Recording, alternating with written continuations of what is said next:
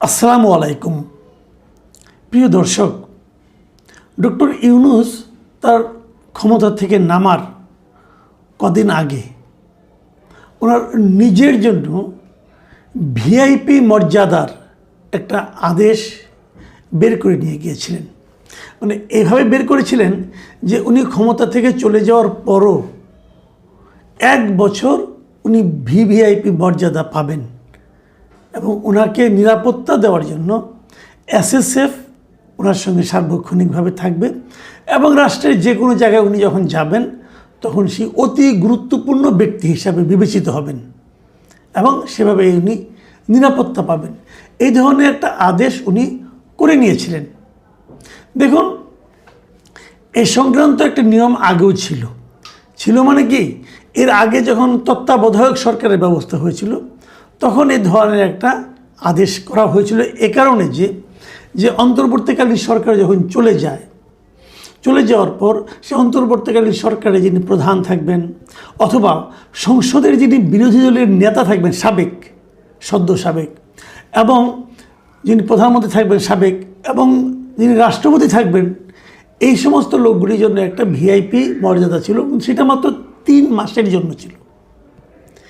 এবারে সে ইউনূস সাহেব যে কাজটা করেছেন উনি কিন্তু কোনো পদের জন্য করেননি, কারণ অন্তর্বর্তীকালীন সরকার তো এইবারই প্রথম। এই নামের অন্তর্বর্তীকালীন সরকার, এই নামের কোনো সরকার কিন্তু আইনগতভাবে বৈধ না, তবে উনি করে নিয়েছিলেন এবং উনি এটা করেছেন ওনার ব্যক্তি হিসাবে যে ডক্টর মোহাম্মদ ইউনূসকে 1 বছর ভিআইপি মর্যাদা দিতে হবে, মানে নিজের জন্য উনি এটা করেছিলেন।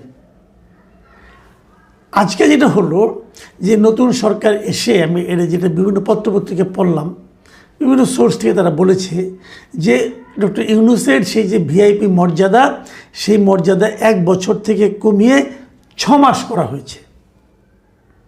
তো 6 মাস করার মানে হলো যে এই বছরের অগাস্টের 10 তারিখের পর উনি আর ভিআইপি মর্যাদা পাবেন না।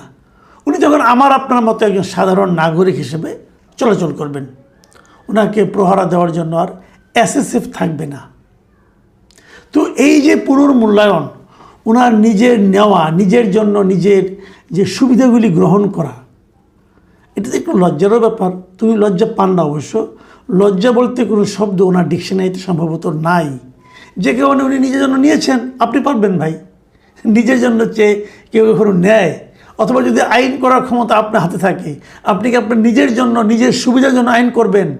এটা কোনো ভদ্রলোক, কোনো সেন্সিবল লোক করতে পারে? এটা একমাত্র নির্লজ্জ এবং বেহায়া টাইপের লোকের পক্ষে সম্ভব। যা হোক, উনি করেছিলেন, সেটা সরকার কিন্তু প্রত্যাহার করে নিয়েছে। এই যে সরকার প্রত্যাহার করে নিয়েছে, কেন নিয়েছে আমি এই জায়গাটাতে প্রশ্ন করতে চাই। সরকার কি ইউনূসকে শত্রুপক্ষ মনে করে? আমার কিন্তু তা মনে হয় না। তাহলে সরকার এটা কেন করলো? সরকার এই কারণে করেছে যে যদি এটা তারা করে তাহলে কিন্তু ওই প্রশ্নটা ওঠে যে তাহলে রাষ্ট্রপতি কতদিনে পাবেন? উনিও তো এক সময় হবেন, অবসরে যাবেন, অথবা বিরোধী দলের নেতা কতদিনে পাবেন? এই যে প্রশ্নটা উঠছে, ওনারা পাবেন কম 6 মাস অথবা 3 মাস, আর উনি পাবেন 1 বছর। কেন? এবং একজন ব্যক্তির জন্য একটা আইন করতে হবে কেন? এই প্রশ্নগুলোর জন্য একটা শোভন একটা সমাধানের জন্য আমার ধারণা সরকার ওনারটা কমিয়ে এনেছে। আচ্ছা, এটা কি ডক্টর ইউনূসের জন্য একটু লজ্জার ব্যাপার হলো না? সাধারণত তাই মনে হয়, কিন্তু ওনার লজ্জা হলো না। উনি তো লজ্জা না পাওয়ার সিদ্ধান্ত নিয়েছেন। উনি তো সিদ্ধান্ত নিয়েছেন যে আমি লজ্জা পাবো না। তো আপনি ওনাকে লজ্জা দেবেন কীভাবে? আপনি দিতেও পারবেন না। কিন্তু আমার কিন্তু অন্য জায়গায় একটা প্রশ্ন। আমার প্রশ্ন এই যে বর্তমান সরকার অন্তর্বর্তীকালীন সরকারের বিভিন্ন সিদ্ধান্তের একটা পুনর্মূল্যায়ন করছে, এটা খুব জরুরি। এটা খুবই জরুরি। অন্তর্বর্তীকালীন সরকার যদি কোনো সিদ্ধান্ত নিয়ে থাকেন যেটা নাকি ভালো থাকবে, যেটা নাকি খারাপ বাতিল হবে, যেটা নাকি কিছু ভালো কিছু খারাপ সেটা পুনর্মূল্যায়ন হবে, এরকম হওয়া উচিত। সারা দুনিয়াতেই হয়। পূর্ববর্তী সরকারের সিদ্ধান্তগুলো তারা চেক অ্যান্ড ব্যালেন্স করে। আরেকটা জিনিস করা উচিত, সেটা হলো যদি অনেকের বিরুদ্ধে এরই মধ্যে আমরা দেখতে পাচ্ছি অনেক উপদেষ্টাদের বিরুদ্ধে নানা ধরনের দুর্নীতির অভিযোগ উঠছে, অলরেডি উঠতে শুরু করেছে। ডক্টর ইউনূসের বিরুদ্ধে কিন্তু উঠেছে। ডক্টর ইউনূস কী করেননি? ডক্টর ইউনূস নিজের নামের যতগুলি মামলা ছিল, নিজের এবং তার প্রতিষ্ঠানের নামে যত মামলা ছিল, উনি প্রধান উপদেষ্টা হওয়ার সঙ্গে সঙ্গে সবগুলি মামলা প্রত্যাহার করে নিয়েছেন নির্বাহী আদেশে। কিন্তু তো মামলা যদি হয়ে থাকে প্রত্যাহার কেন হবে? মামলা চলবে। হ্যাঁ, মানলাম যে শেখ হাসিনা তার বিরুদ্ধে মামলাগুলো যদি অন্যায়ভাবে দিয়ে থাকে, সেটা আদালতই বলুক যে এই মামলাটা অন্যায়ভাবে দেওয়া হয়েছে, আপনি প্রত্যাহার করে নিলেন কেন? তার মানে আপনার মনে দুর্বলতা আছে। আপনি জানতেন এই মামলাগুলো ঠিকভাবে যদি আদালতে উঠে এবং যদি দুই পক্ষের লোক কথা বলার সুযোগ পায়, তাহলে হয়তো আপনি দোষী সাব্যস্ত হবেন। এই ভয়ে আপনি নিজে মামলাগুলোকে আগেই উঠিয়ে নিয়েছেন। আমি মনে করি সেই সমস্তগুলি মামলা পুনর্জীবিত করা উচিত। মামলাগুলি চলুক। আমি চাই যে আদালত থেকে, উচ্চ আদালত বলেন, নিম্ন আদালত থেকে ডক্টর ইউনূস যদি সৎ হয়ে থাকেন তো উনি নির্দোষ প্রমাণিত হয়ে বেরিয়ে আসবেন, সেটা হবে সবচেয়ে ভালো। নইলে কী হবে, সাধারণ মানুষ ভাববে যে ডক্টর ইউনূস নিজের ক্ষমতা বলে তার বিরুদ্ধে আনিত প্রকৃত সত্য মামলাগুলি উনি চেপে গিয়েছেন, সরিয়ে নিয়েছেন। এই ভাবনাটা কিন্তু ডক্টর ইউনূসের জন্য সম্মানজনক হবে না। কাজে আমি মনে করি ডক্টর ইউনূসকে যদি প্রকৃতপক্ষেই এই সরকার সম্মান দিতে চায়, তাহলে এই প্রত্যেকটা মামলা আবার পুনর্জীবিত করা দরকার। পুনর্জীবিত করে যেখান থেকে উনি প্রত্যাহার করেছিলেন সেখান থেকে মামলাগুলো বাকি সময়টুকু চলা উচিত। এবং যে যে তথ্য প্রমাণ সরকার দিবে, যে যে তথ্য প্রমাণ আছে, যে যে তথ্য প্রমাণ ইউনূস সাহেবের পক্ষ থেকে দেওয়া হবে, সবগুলো নিয়ে বিচারক সুবিবেচনার মাধ্যমে একটা সুবিচার করবেন। ওনার মতো সম্মানিত লোক যদি কোনো অন্যায় করে না থাকেন, উনি সগৌরবে সসম্মানে মুক্তি পাবেন। আমরা ওনাকে হাততালি দেব, ওনাকে সম্মান দেখানোর একটা সুযোগ পাবো আমরা। নাহলে তাকে সন্দেহযুক্ত অবস্থায় কিন্তু উনি থেকে যাবেন। এটা ঠিক হবে না। আমি মনে করি সবগুলি ঘটনা, এই যে ওনার যে 1000 কোটি টাকা ওনার প্রতিষ্ঠানের জন্য 1000 কোটি টাকার কর মওকুফের ঘটনা, এটা দরকার আনা মামলাটা। যদি 1000 কোটি টাকা সেখান থেকে ইনকাম হয় গভর্নমেন্টের, সেটা তো জনগণের জন্যই লাগবে, আর উনি তো জনগণের জন্যই কাজ করেন। সমস্যাটা কোথায়? কাজে আমি মনে করি এই মামলাগুলো পুনর্জীবিত করা দরকার। ডক্টর ইউনূসের ব্যাপারে আরও কিছু অভিযোগ আমার আছে, আমি একটু পরে বলছি। তার আগে বলি যে আমাদের কেবল ডক্টর ইউনূস না, আরও অন্যান্য যারা আছেন, আপনার যারা উপদেষ্টা আছেন, তাদেরও অনেকের বিরুদ্ধে কিন্তু এরই মধ্যে অভিযোগ আমরা দেখতে পাচ্ছি। দুদকে অনেক অভিযোগ এসেছে। যেমন ডক্টর আসিফ নজরুলের বিরুদ্ধে, ওনার বিরুদ্ধে প্রায় দুর্নীতির অভিযোগ উঠেছে, প্রায় 100 কোটি টাকার দুর্নীতির অভিযোগ দুদকে কিন্তু এসেছে। সত্য মিথ্যা আমি বলতে পারবো না, আমার বলার দরকারও নেই। আমি জানতে চাচ্ছি যে এই মামলাগুলো, এই অভিযোগগুলো দ্রুত খতিয়ে দেখা হোক। যদি উনি নির্দোষ হয়ে থাকেন তো খুব ভালো, ওনাকে মুক্তি দিয়ে দেন। ওনাকে বলেন ওনার বিরুদ্ধে আর কোনো অভিযোগ তোলো, তো এই অভিযোগগুলো আর তোলা যাবে না। অন্য অভিযোগ থাকলে উঠবে, উনি নির্দোষ প্রমাণিত হবেন, উনি বুক ফুলিয়ে সমাজে হাঁটবেন। এখন যেরকম চোরের মতো লুকিয়ে থাকেন, ওরকম তো থাকতে হবে না।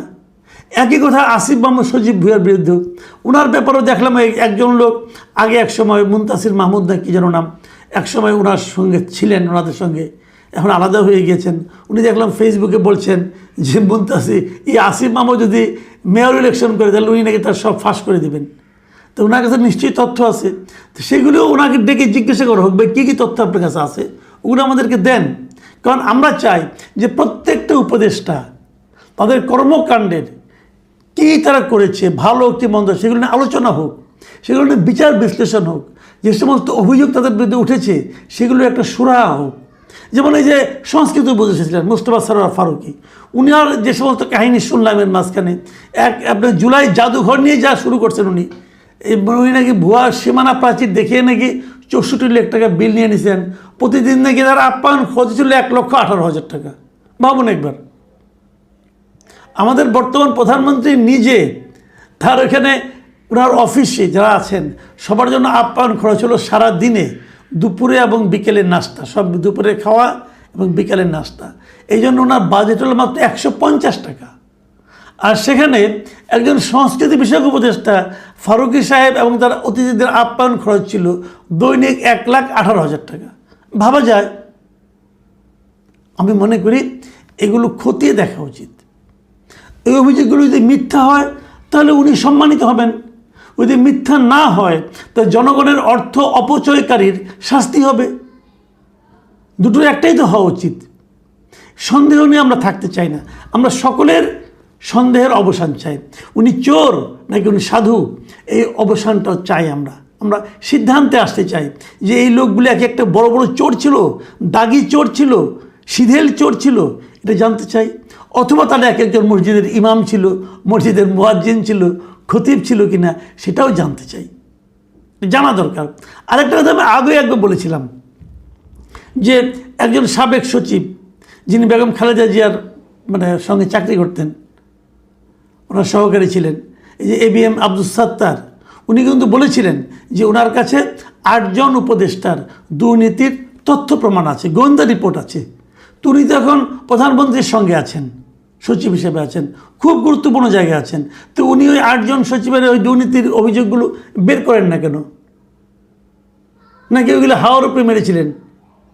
যদি হাওয়ার উপরে মেরে থাকেন তাহলে ওনার মতো লোককে এত গুরু দায়িত্ব দেওয়া ঠিক হয় নাই। আমি প্রধানমন্ত্রীকে বলছি, আপনার উচিত হয় নাই এরকম একজন লোককে যে নাকি হাওয়ার উপরে কথা বলেন তাকে দায়িত্ব দেওয়া। আর যদি ওনার তথ্যগুলো সঠিক হয়ে থাকে, উনি চেপে রাখার অপরাধী। কতগুলি চোর যারা দেশের অর্থ চুরি করেছে সেই তথ্য তার কাছে আছে, কিন্তু উনি চেপে রাখছেন। এটা অন্যায়। অন্যায় যে করে সেও অপরাধী, অন্যায় যে সয় সেও অপরাধী। উনি কোন অপরাধে আমি জানি না, কিন্তু এটা সুরাহা হওয়া উচিত। যদি উনিগুলো প্রকাশ করেন, বিচার হয়, তাহলে ওনাকে সাধুবাদ দিব। আর যদি বিচার না হয়, প্রধানমন্ত্রীকে অনুরোধ করব এই ধরনের সন্দেহযুক্ত লোককে আপনার সামনে রাখেন না, আপনার সঙ্গে রাখেন না। তো এখন কোনটা আমি জানি না, কিন্তু আমরা এগুলো সুরাহা চাই।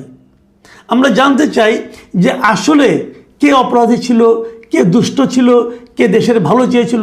আমি তো দাবি করবো এই সরকারের কাছে যে অন্তর্বর্তীকালীন সরকারের যারা উপদেষ্টা ছিলেন, যারা গুরুত্বপূর্ণ দায়িত্বে ছিলেন, যারা নীতি নির্ধারণী পর্যায়ে ছিলেন, তাদের প্রত্যেকের ব্যাপারে একটা করে শ্বেতপত্র বের করা হোক, একটা করে অনুসন্ধান করা হোক, তদন্ত করা হোক। তারা যদি ভালো কাজ করে থাকেন ধন্যবাদ, যদি খারাপ কাজ করে থাকেন নিন্দা। আর যদি এগুলো তদন্ত না করা হয় তাহলে সরকারের জন্য নিন্দা। প্রিয় দর্শক, এখন এ পর্যন্তই। আল্লাহ হাফেজ।